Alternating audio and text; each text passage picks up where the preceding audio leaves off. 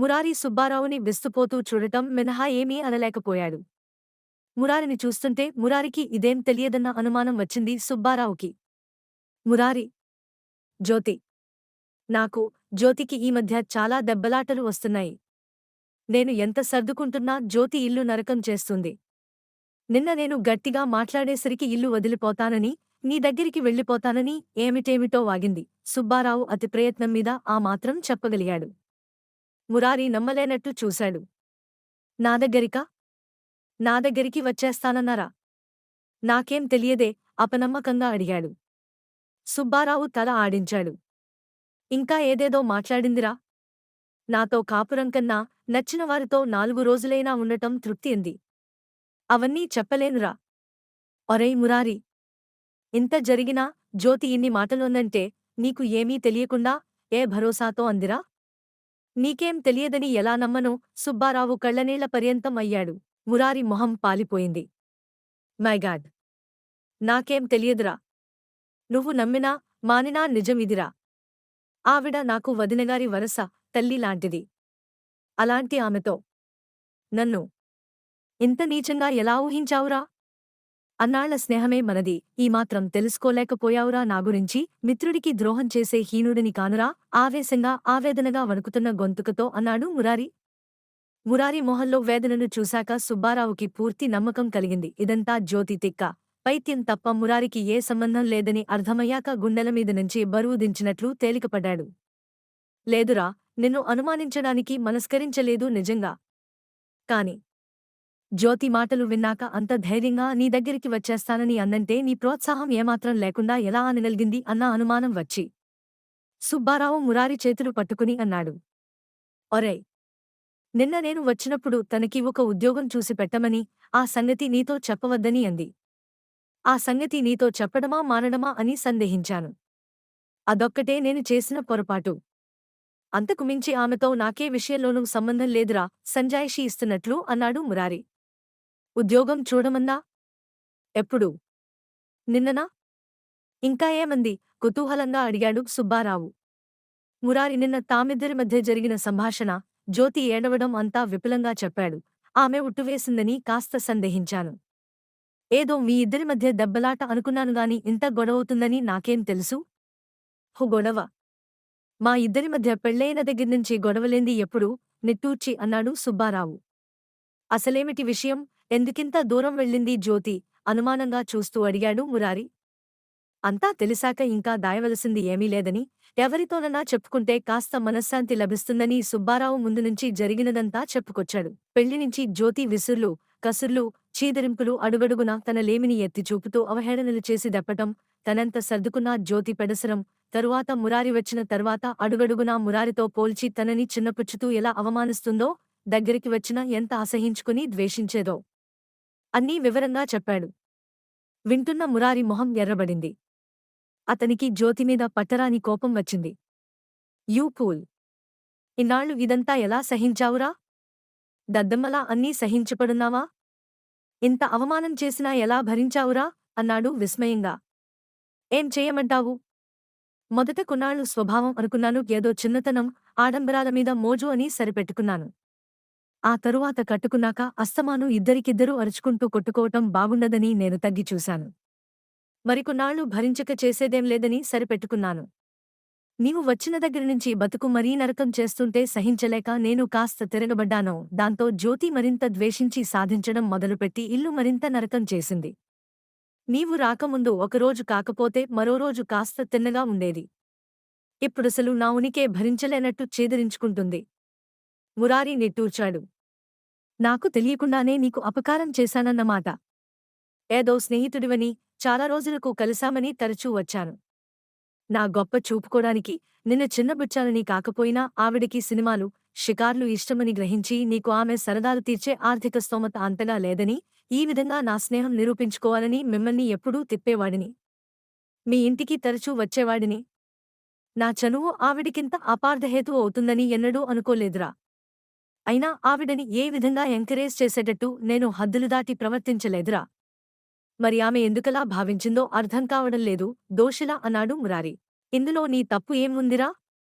ఆవిడ అసలు ఈ లోకల్లో ఉండదు. ఎప్పుడూ కలల్లోనే బతుకుతూ ఉంటుంది.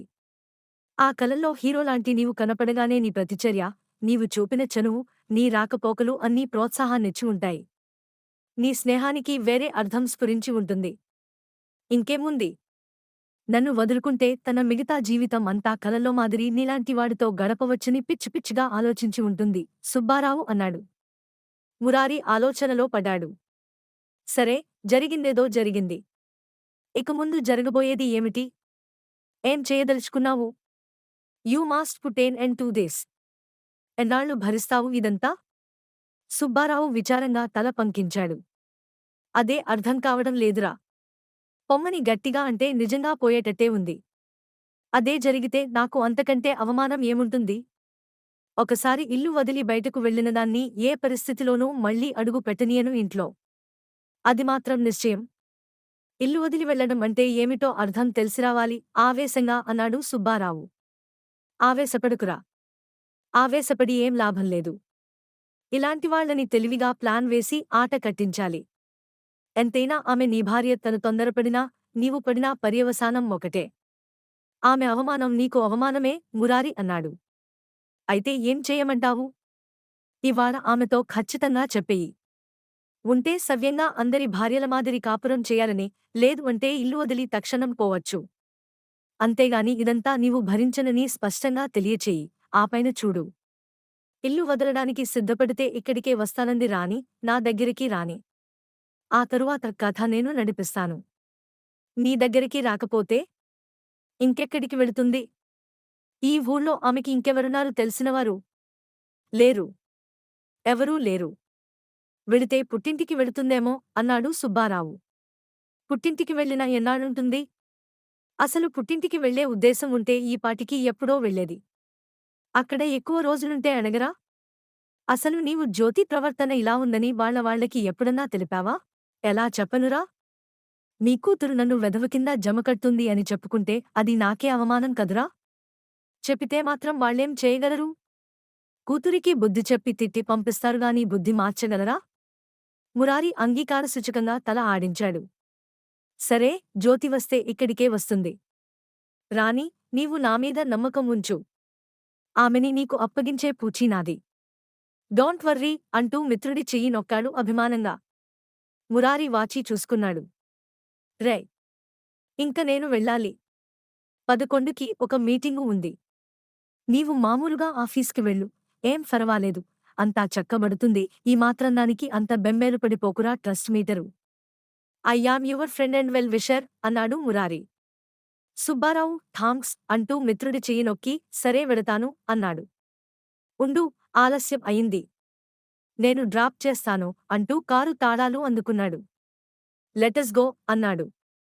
ఆ రోజు సుబ్బారావు ఆఫీస్కి వెళ్లిన దగ్గర్నుంచి జ్యోతి ఆలోచిస్తూనే ఉంది.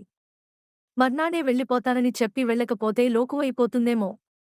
ఇదివరకు ఒకసారి ఇలాగేంది. అస్తమానం అలా అయితే ఉత్తి బెదిరింపు అనుకుంటాడు. ఇంత హఠాత్తుగా వెళితే మురారి ఏమనుకుంటాడో?